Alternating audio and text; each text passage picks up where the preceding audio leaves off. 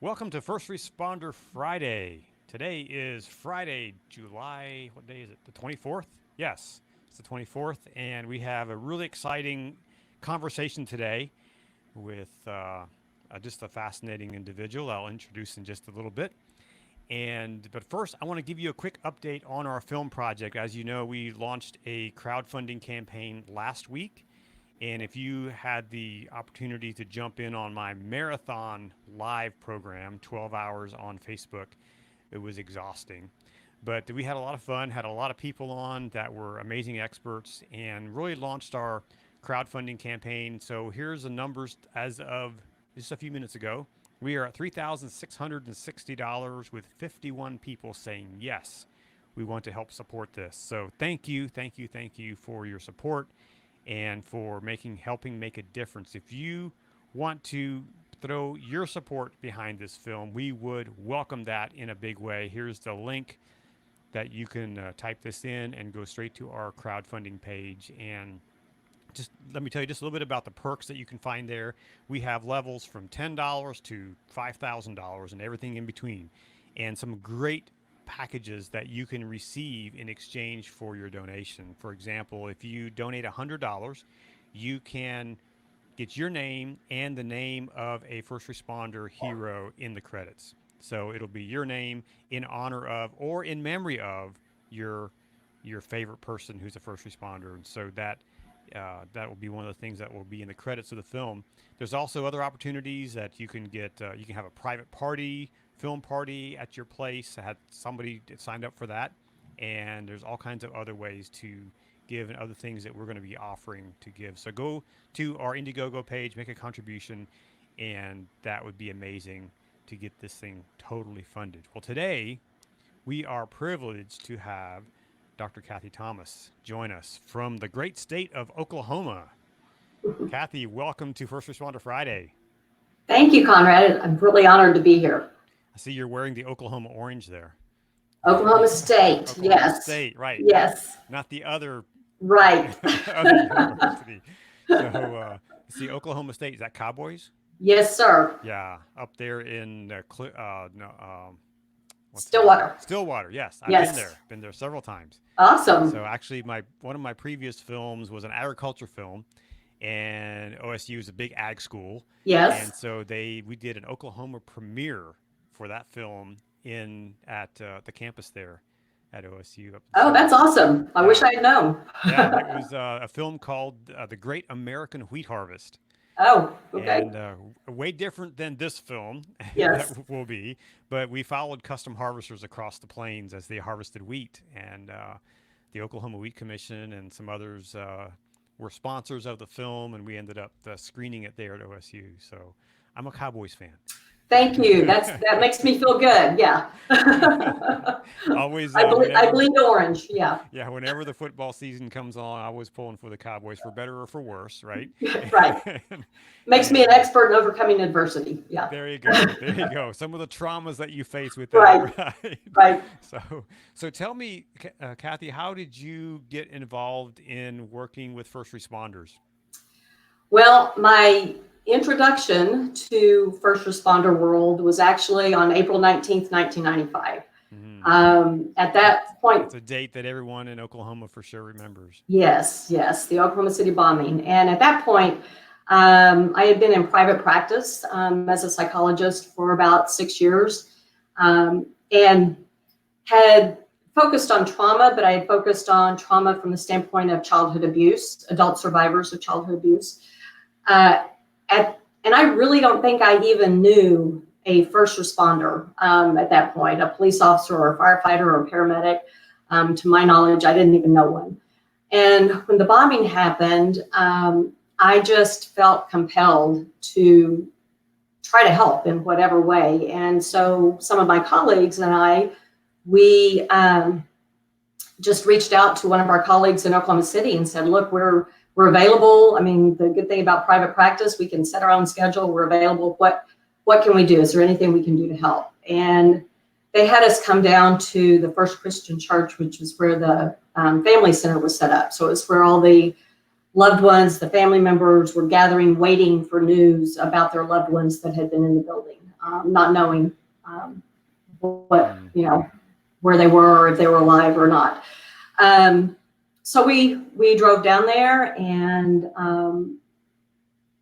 not really knowing what to expect, not really knowing what, we'd be doing, but we figured we're trained psychologists, we're trained in grief. Back then, there wasn't as much training in trauma as there is now. That was kind of one of the lessons learned, but we figured we would be sitting there with the families and just kind of being there to support them. We did that a little bit right at first, and then literally, I will never forget these words. One of the people that was kind of in charge down there, they said, "Oh, you're licensed psychologists, come with us." And they assigned us to death notification teams. Oh, wow. And I had never experienced that before, and certainly had no training in it, certainly didn't know, kind of how to handle that. Fortunately, we were teams, but that experience really changed my life and certainly changed my career. But one of the things that struck me was I realized at that point that, I've always had high respect for what first responders do, but like I said, I didn't really know for sure what that was like. But I realized that I had been as guilty as anybody of looking at first responders kind of like little bitty kids look at their parents. They're big and strong. They're not really human. They're going to take care of things. They know what to do, and I don't have to worry about it. And I realized how crazy that was to think that, because they are human and with human emotions. And I realized if there was something that I could do to help them be able to do what they do and be healthy, that's what I wanted to do. So I immediately just started trying to figure out ways to get some training, to find out what that was like. And I'll never forget, I asked a police officer that I had met after the bombing. I said, "Look, this is what I want to do. What do you recommend?" And the first words out of his mouth were ride-alongs. Go do ride-alongs. And so that's what I did. And the more I learned about their experiences and their culture and, their hearts, the more motivated I was to do something to again, try to help them be healthy. I think that's doing ride-alongs with my last film, I think really helped me to get ready for this film, because it really gave me that sense of, okay, I'm kind of walking in their shoes, even though, I have a gun and a badge on me. I was walking in their shoes with them to really better understand what, especially law enforcement, what they do. And it gives you that it's a better look at the life of a first responder. Right. And sometimes all the crap they deal with, yes, and some of the trivial things that they have to respond to. And then, of course, the very serious, incidents that they respond to as well. And they have to juggle all these things. And oftentimes they're juggling family stuff and they're giving up their time. And many of these agencies, all of them, operate 24/7. Yes. Yes. So I like to say that, here in my town in Emmitsburg, my small little town, the siren goes off at, whenever there's a fire alarm, the siren goes off. So everybody knows. And oftentimes I'll wake up at 2 a.m. and the siren's going off, and there's first responders out there crawling out of bed and going to the fire station and going on a call. Yes. And helping someone in their emergency. And I think we lift them up, right, as heroes, which they are, but they're people like you and me. Mm-hmm. And so what have you seen over the years that has made you say, here's some of the things that we can do to help these first responders. Here's some things, some tools that you can use, put in your tool belt to help you get through some of these incidents that you may face. Well, one of the things that I realized pretty early on, like I said, when I was assigned to death notification teams, I thought, well, I'm not trained for this like they are. Like, you think of, police officers and state troopers and stuff that have to actually go knock on somebody's door on a pretty regular basis, and give them death notifications. And then I found out that at that point in time, they really hadn't had any formal training in that. They, their training was kind of on the job as rookies, and they would get out there, and then their, field training officers would say, okay, we need to go do this. Here's what you do. And I was shocked. And so there was no system in place really for training in health, mental health. Right. Now, over the year, and that's one of the things, we are so much far ahead of what was there 25 years ago. And so that's one of the biggest things I've noticed. And one of I heard a quote one time, and I thought that's perfect. And the quote was from a police officer, and it says, you're doing that job, and it could be fire services, it could be law enforcement, it could be paramedics. Doing that job, your body gets assaulted on occasion. However, your brain gets assaulted every day. Mm-hmm. So just the things they have to do and see and touch and smell and all of that. And that quote really hit me. And they get a lot of training in their academies for how to survive physically, how to take care of themselves, how to protect themselves and others physically. But historically, they did not get a lot of training on how to survive emotionally. And now that's changing. I teach at the Oklahoma Highway Patrol Academy, and I have the luxury of teaching anywhere from 3 to 5 days over the last several years. And that's what I focus on. I talk to them about the emotional impact of all of those critical incidents that they're exposed to, as well as how to navigate their relationships through all that too. They kind of learned early on to put a shield up to protect themselves so that from their emotions when they're doing their job, which is necessary. However, they didn't learn ways to kind of let that shield down to be able to connect emotionally with the people they love and care about. So, and so, what are some of those critical incidents that could cause someone to go down that path and to suffer from post-traumatic stress? Well, there's what we refer to as the terrible 10, and these are kind of the top 10 critical incidents, but they're really not in any particular order. We tend to think of the big things like the death of a fellow officer, or a line of duty death, or a line of duty injury, or a major disaster. But it could be, suicides of friends and colleagues. It could be events that cause extreme threat to the participants, whether it's police shootings, whether it's in disasters when first responders are trying to dig through rubble and in unsafe environments, significant events involving children, and really incidents involving kids get to everybody. I don't care who you are. I don't care how big and tough you are or how long you've been doing this job. When they have to deal with incidents that involve the, injury or death of a child, it gets to them. And of course, if they have their own children, then it impacts them even more. Prolonged incidents, incidents involving excessive media coverage, where it's just ongoing and it's constantly in their face. And then, any incident that maybe is not listed in this, but is capable of causing significant distress for that individual. It may be something more personal.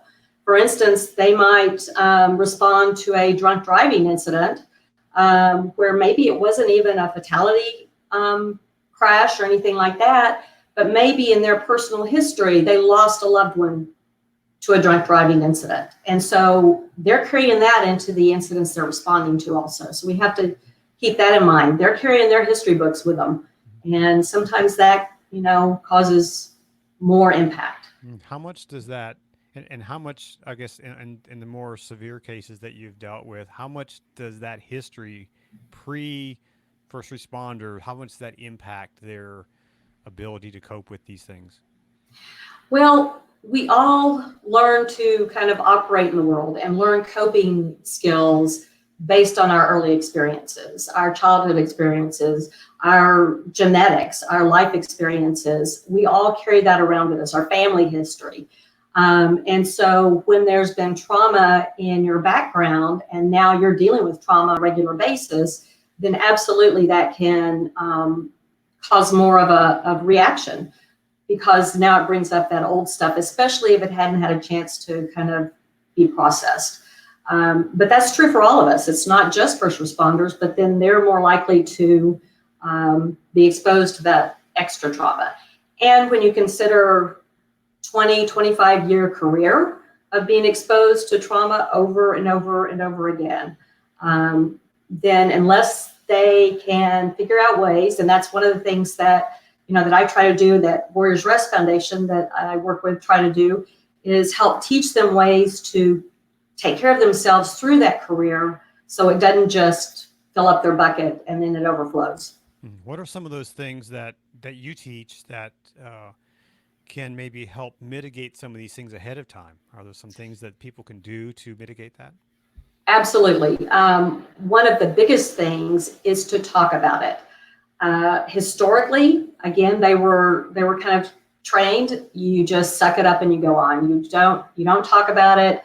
You just move on to the next thing, and that doesn't work. And we found that out. That doesn't work. That oftentimes is what leads to post-traumatic stress disorder, even suicide, where they've just carried so much around and they don't see an end in sight. What we know is that the more we can put words on our experiences, the more we can talk about it, then the more our brain can process it. And so whether you're talking to a professional, whether you're talking to a spouse, a coworker, trained peer support personnel, the important thing is to talk about it, to find a way to get that out and to talk about it as soon as possible. Who should you talk to? I mean, who should you be talking about this? Your family, your coworkers. Who is that? All of the above. You can. I really encourage first responders to be sure and talk to their significant others. You don't have to let them know all the gory details. You can, kind of shield them from some of that. Now, some of them are going to want to know every detail, but at least tell them something. At least when you go home, instead of just going in the back room or grabbing a beer and go sitting out on the back porch by yourself and isolating yourself, at least tell your family, look, or your significant other, look, I worked a really bad deal today. I'm not really ready to talk about it yet, but I just want you to know it's not you. It's not anything here. It's just I need a little bit of time to kind of decompress a little bit, and then come back and talk about it. And what if you have someone? I remember when you and I were at the training, the traumas of law enforcement training in Virginia back in February. Mm-hmm. There was someone who spoke and he talked about his time in the Baltimore Police Department, and his wife didn't want to hear it. Didn't want to hear anything. Right. But he would then his kids would come, hey, Dad, what happened today? So he would tell them some stories, obviously filtered. What can you do when you have a spouse or a significant other who says, hey, I don't want to hear your story? Well, then find another outlet. Find, like I said, a coworker. It could be a chaplain. It could be a trained peer support,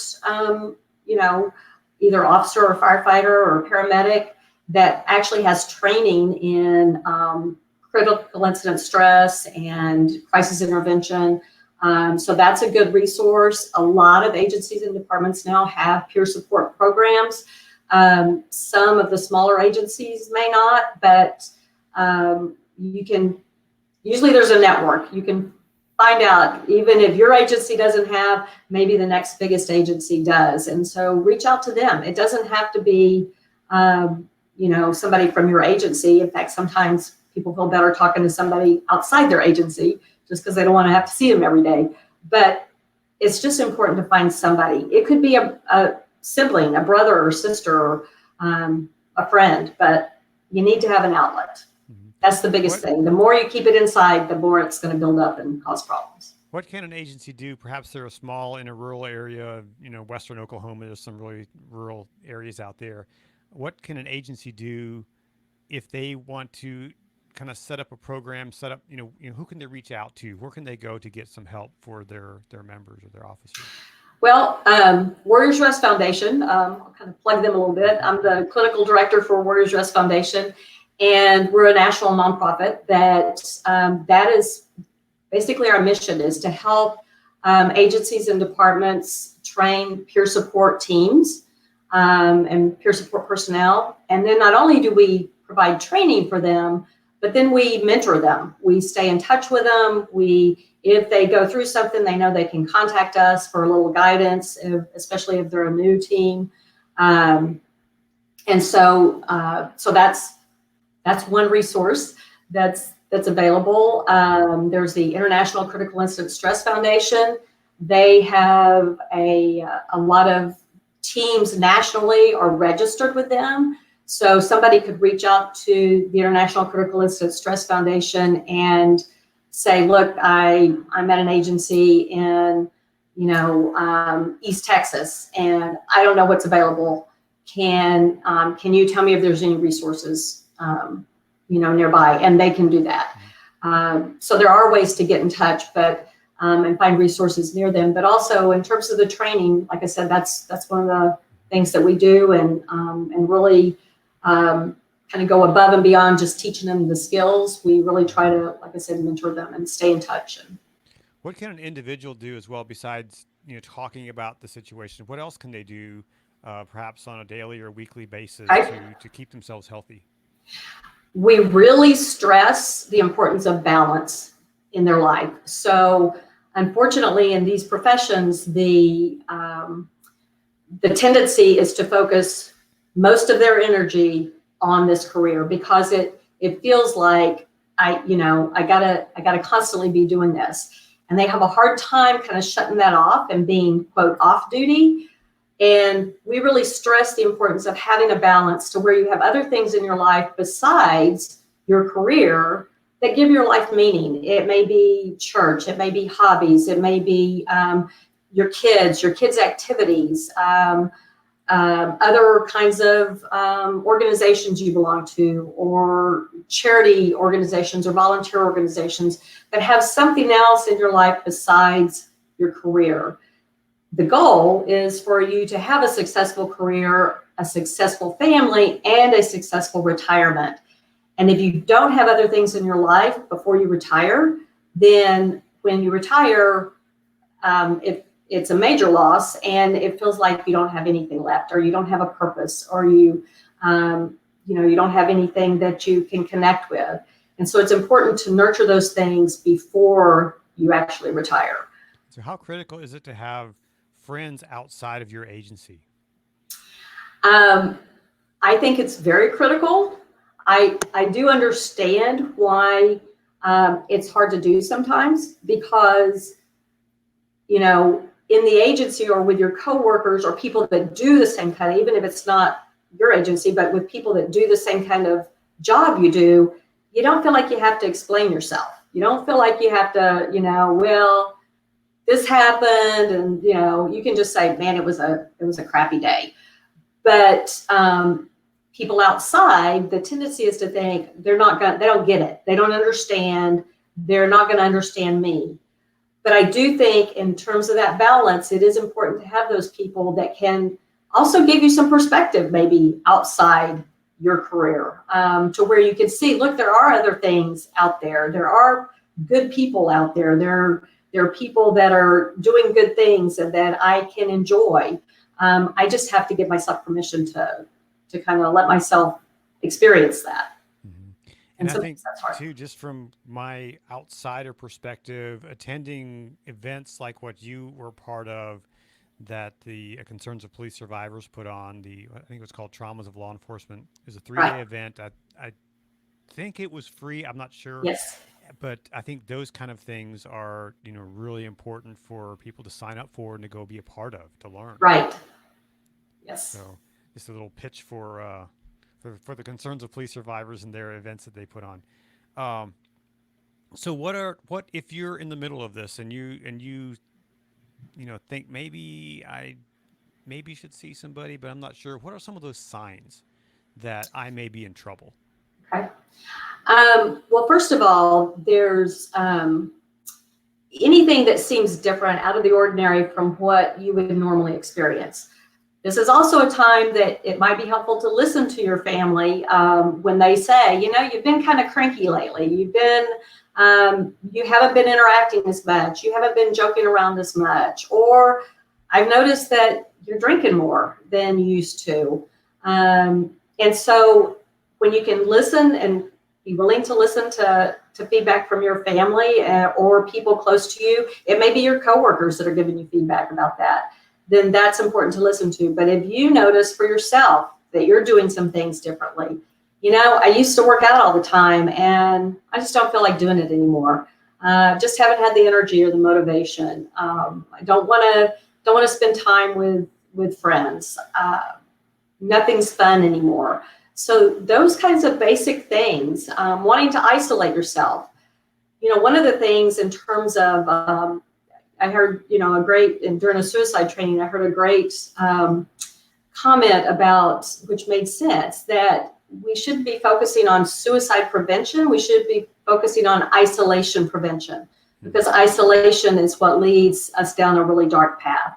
So if you notice yourself isolating yourself more and withdrawing, that needs to be a red flag. Look, I need to do something. Something's not right here. And it's probably just that you're human and you've been impacted in a human way by some of the stuff that you've had to deal with. And that's okay. It's okay to be human. Do you have any success stories of people that you've worked with who have been down that dark path and that through various means have come through that and really now are healthy and maybe back at work and doing their job? Yeah, I'm obviously not going to share any personal, Sure. Of course. relative personal details, but yes. And that's what keeps me doing what I do. I tell people all the time, the best part of my job is I get to know their hearts. And there's a lot of really good strategies and techniques out there that can help people get past trauma. But I can absolutely tell you that I've worked with probably over the last 25 years, thousands of people that, and some of them coming in saying, I don't think I can do this anymore, that are back on the job, and made it to retirement and have a healthy, happy retirement. But I get to see that, and it's so rewarding. But one of the strategies that can be helpful, one of the techniques that can be helpful in helping people get past trauma is called EMDR, and it stands for eye movement desensitization and reprocessing, which is a long name. But it's been around since 1987, so it's been around for a very long time. But what it can do is it can help people process those traumatic events. So when we experience critical incidents or trauma, then it's not unusual for aspects of that trauma to get stuck in our brain. And it gets stuck in that sensory emotional part of our brain. So things like images and sounds and smells and emotional reactions, the kinds of things that you hear people say, I was in a car accident and it happened at this intersection and I can't drive past that intersection anymore. I've heard that a lot from people we've talked to. Even there was a dispatcher in California we talked to who was involved, or her agency had experienced a loss. There was a California state trooper who died, and they named a road after him, and she drove past that sign every day to going to work. Mm-hmm. She said that was a trigger every time. Right, right. It just brought back that trauma of that day. Yes. And that can be, it's one thing for it to be a reminder, but then it can go all the way to the point that when they have those reminders, it triggers flashbacks, like they are there again. And which is, kind of one of the more significant symptoms or reactions we see is when people are having flashbacks, like they're truly re-experiencing that again. So EMDR kind of rewires that then in your brain? Yes, it was discovered using eye movements similar to REM sleep, rapid eye movement sleep. And we know that's a time that the brain processes information, is during that level of sleep. So when EMDR was first discovered, that's kind of what it was with that rapid eye movement. So just moving the eyes back and forth. Now, over the years, they've done a lot of research, and there's a variety of ways to actually bilaterally stimulate the brain. So in other words, alternating, stimulating each side of your brain. And that seems to unstick the stuck place, and then it allows your brain to process it however it needs to, in whatever manner it needs to, so that it's more manageable. It's not hypnosis. It doesn't wipe out your memory or anything like that. But once your brain can process it, then when I see one of those reminders or one of those triggers, it's not so intense. I can handle it. The other thing, and if you want to go back to that slide that you had up, yeah. The other thing is once an incident is fully processed, then it seems to be permanent. I can tell you when I first heard about EMDR, I thought it sounded pretty goofy, and I really couldn't imagine doing it. Some kind of hocus pocus thing. Yes. It sounded really, really strange, and I thought there's no way this works, and there's no way that that I would offer to do it with a client, because I thought my client would probably run out of my office and call the people and tell them I was a quack or something. So it was really goofy to me. And when I finally, after much persuasion by one of my mentors, I decided to go to get trained in it. We had to practice on each other, and after learning the techniques and all that kind of stuff, and I was halfway through the training, still not buying it until I actually had it done to me. And what it was one of those death notifications after the Oklahoma City bombing that had really stuck for me. I couldn't talk about it without crying, so I didn't talk about it. I had an image that was in my face, and I had felt responsible for that survivor's pain. And logically, I knew I wasn't responsible for her pain. I wasn't responsible for her husband's death, but that's how I felt. And so that one session of EMDR with somebody that was just learning how to do it in this training, and it was done. That was 24 years ago, and I haven't cried about it since. And I can tell you more details now than I could, which helped me process it. So it seems to be permanent once something is fully processed.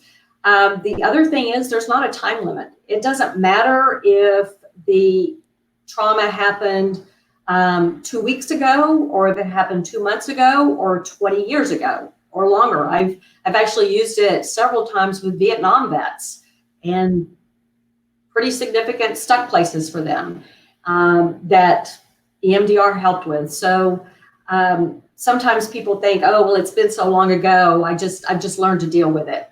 I just don't drive past that intersection. I just don't do those things. But there's no reason to carry that around like that if you don't need to. So our brain's a computer. It's an amazing computer that stores all that data, right? Yes. All those memories are still yes.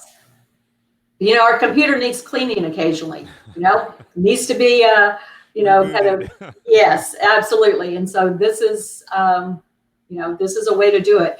And like I said, it's on the average for a critical incident, for a single incident trauma or critical incident, on the average, 1 to 3 sessions is all that's needed.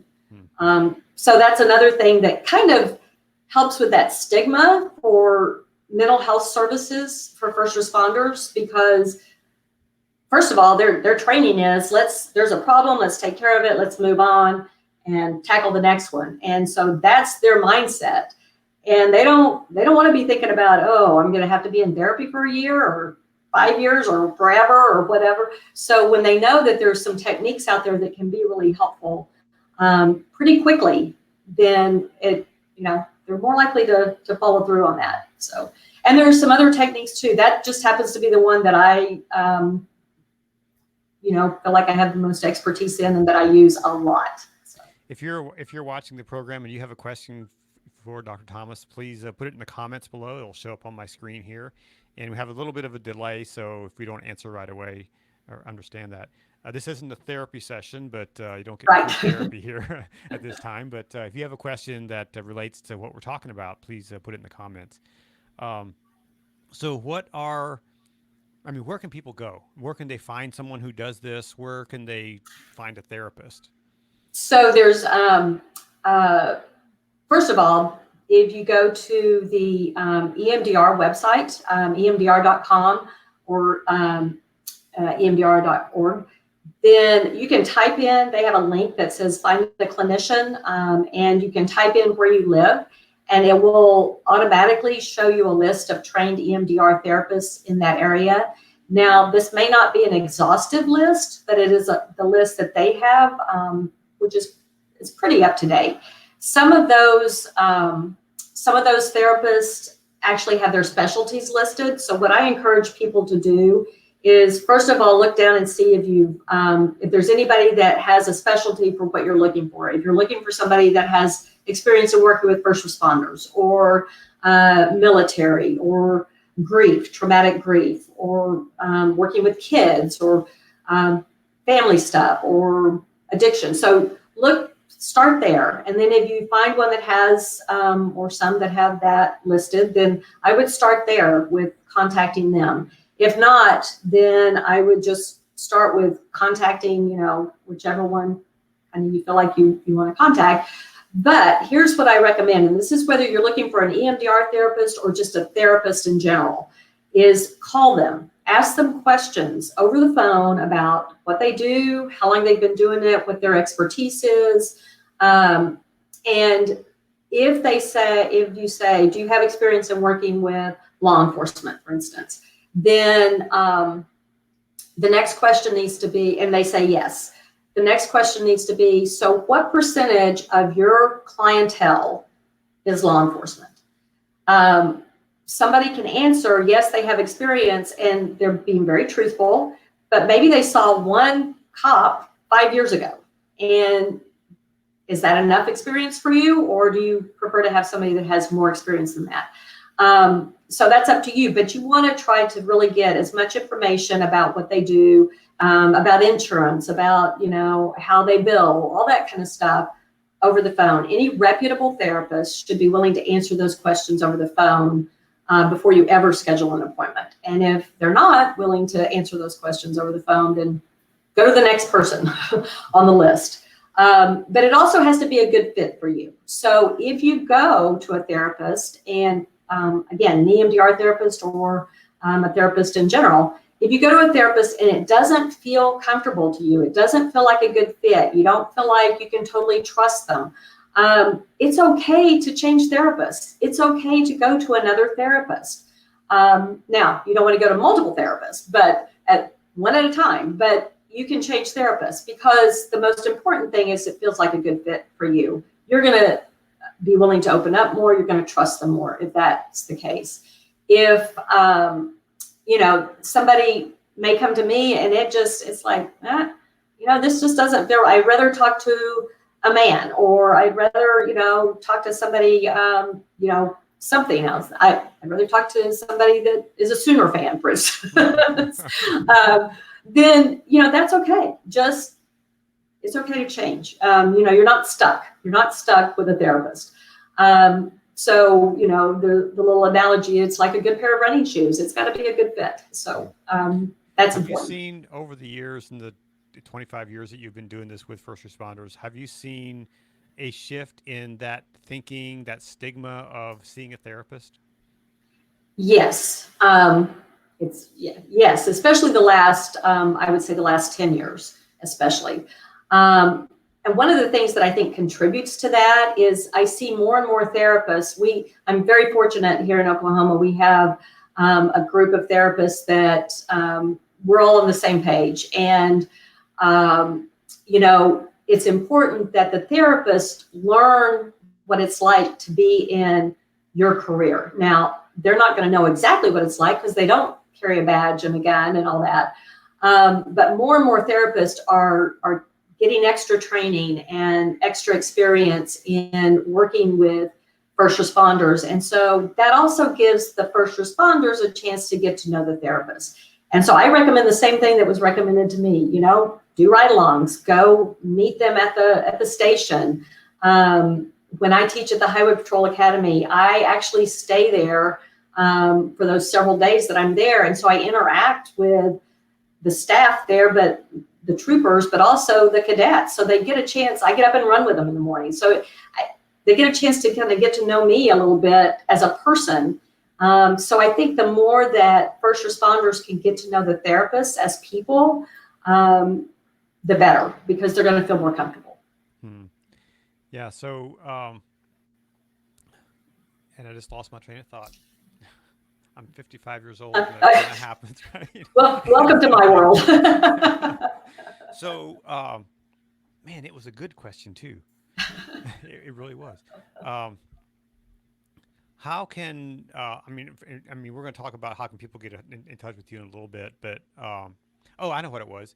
So, isn't there a certification for therapists to get sort of certified in first responder care, or there's some kind of levels of training they can get for that? I don't know if it's a certification or not, but it's there are some training programs. Academy Hour has a training program, Amy Morgan, for training and kind of certifying therapists in dealing with first responders. So it's a really good program that helps give them some exposure to what it's like to be in that world. So that's one program that I'm familiar with. Like I said, just training in trauma in general has expanded. When I went through graduate school, we didn't have specific training in trauma. We got a little bit of exposure. And again, back then it was more in terms of dealing with, survivors of childhood abuse or military veterans and things like that. Now there are programs that are more geared towards training in trauma, and there's all kinds of, workshops and seminars and things that now you can, get more of that training. The International Critical Incident Stress Foundation, their trainings, one of the things I like about their trainings is that as a clinician, is that when you go to their trainings, most of the people in those trainings are first responders. And that was my first, the first training I went through with them was just a few months after the Oklahoma City bombing. And that was really when the light bulb went off, or went on of, oh, this is what it's like to be in their world. Because I'd listened to their stories and what they talk about. And, I'll never forget that somebody in class, a police officer in class, shared that, one of the things that he and his wife had struggled with was that when he was off duty, he was going to the range and he was doing all this kind of stuff. And she felt disconnected from him. And she was like, that means more to you than I do. You're focusing on that more than you're focusing on us as a family. And it was really causing some strife. And then what he said to her was, and what he shared with the class, he said, what she didn't realize was I was doing that so I could make sure I was going to come home to my family. And it had never, clicked to her that was the reason. She just thought he was having fun out there. Yeah. And so when he said that, I thought, oh my gosh, I don't think I would have thought that either, So going to trainings with first responders as a clinician is really, really helpful in terms of getting to know what that's like. Let's speak to those family members, those spouses and significant others. What can they be doing to help their loved one? What can they be doing for themselves as they walk through as a family, as a unit? Well, one thing is to, again, either get educated or try to educate themselves in terms of what it's like for their spouse or significant other. There's a really good book called Emotional Survival for Law Enforcement by Kevin Gilmartin. And I always recommend that spouses and significant others read that book. And honestly, I recommend that book to non-law enforcement people all the time because it applies to so many people. But that's one way that spouses can kind of understand the impact that these careers have on their officer or firefighter or paramedic. And then I always encourage couples to be a team. Be a team against the stress. Be a team against whatever's going on, whether it's a critical incident or whether it's just the day-to-day stress or financial stress or whatever. And approach things as a team. And I encourage them to literally use those words. As a team, how are we going to deal with this? As a team, how are we going to discipline our kids? How are we going to deal with finances? As a team, how are we going to deal with the fact that you were just involved in a shooting or you just worked an accident involving kids? And keep that communication open. So that's the biggest thing that I recommend. And also be able to gently let your first responder know when you see things in them that you recognize are not normal for them, are not healthy for them. Let them know. And sometimes it's even easier to write a letter. If it's a difficult kind of conversation, write it to them and let them read it and then say, I'd like for you to read this and then let's talk about it. So those are the things that I think this is the book you referenced. Yes. Emotional Survival for Law Enforcement. Yes. It's available on Amazon for $19. It's one of the best books I've ever read. And I read it to kind of learn, again, the most I could learn about dealing with law enforcement. But honestly, when I read it, several years ago, as I'm reading it, I'm thinking, oh my gosh, I think he followed me around because I recognized I was doing some of the same things that these officers do or these first responders do, and not even realized it. So yeah, wow. It's something that me as a civilian, I'm always thinking now that I've been in this project. Okay, what can I do? What can I do as a civilian? My neighbor is a sheriff's deputy. So we've become good friends. And my wife has become good friends with his wife. And so, what should those of us who are not connected to law enforcement or other first responder agencies, what can we do to help support those and be an asset to our first responders? Well, the first thing that comes to my mind is just let them know that you appreciate what they do. Let them, thank them when you see them. Let them know that you understand this is hard. They're humans. I think that's the biggest thing is if people could just realize these are human beings that are willing to do things that the rest of us don't even want to think about. And truly, they do see it as a calling, and they say that over and over again. This is just what I'm called to do. And even though it takes a toll on them, but they're willing to put themselves in situations that, like I said, the rest of us would run from or would just freeze and not know how to handle, and they put themselves out there, every day. Just thinking about the kind of the current climate of everything going on, and yet these first responders are still out there, even though they're, we're seeing the stuff in the media and all that, and they're still out there, and they're, if 911, if they get a call, somebody's going to respond. And, you got to think about that. Yeah, that's the amazing thing that, the longer I work with first responders on this project, the more I respect what they do. Like I said earlier, that they get up in the middle of the night and make those calls, right. And they work all night. Like my neighbor, he's every once in a while, he's on a night shift. And one thing that I do, I'm a person of faith. So I see his car gone. I just say a prayer for him, just be with him overnight as he's out there patrolling and keeping our community safe. And I told him that, and he was like, wow, that means a lot. Yeah. And so I think those are some things that we can do to support those. It makes their job, I think, from my outside perspective, I think it would make their job a little bit easier to go to work when they know they have people in the community who are supporting them and Absolutely. them. Absolutely. Yes. So, yes. Yeah, well, this has been a really fascinating conversation, and I'm sure that you have way more to talk about because I was with you for a whole day when you were talking all day.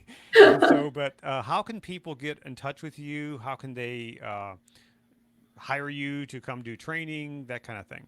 Okay. There's uh, you can contact me at Kathy@warriorsrestfoundation.org. And there's our website also. So I really encourage you to go to our website and look at all the different things that we can offer. And if if you have the inclination, again, we're a 501c3 nonprofit, and so we are very appreciative of any donations that can help us do what we do. And you all have a staff of people there that can really, they can go anywhere, right? You have people. Yes. I know one of your guys is from California, and he's Yes. a Brent. I think Brent Newman. Brent Newman. Yep.